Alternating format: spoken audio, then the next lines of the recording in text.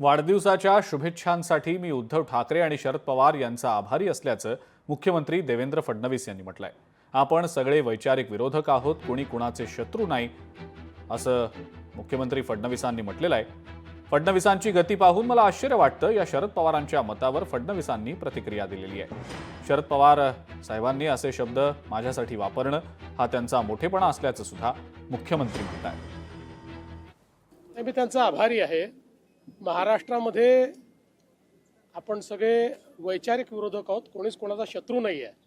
त्याच्यामुळे त्यांनी दिलेल्या शुभेच्छांबद्दल मी त्यांचे आभार व्यक्त करतो। शरद पवारजी पण म्हणाले त्याच पुस्तकामध्ये की त्यांची कामाची गती पाहून मलाही आश्चर्य वाटतं, ते कधीच थकत नाही।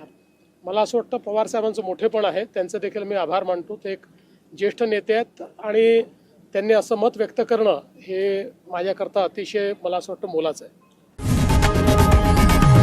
लोकशाही मराठी ऐका, पहा, जागरूक रहा।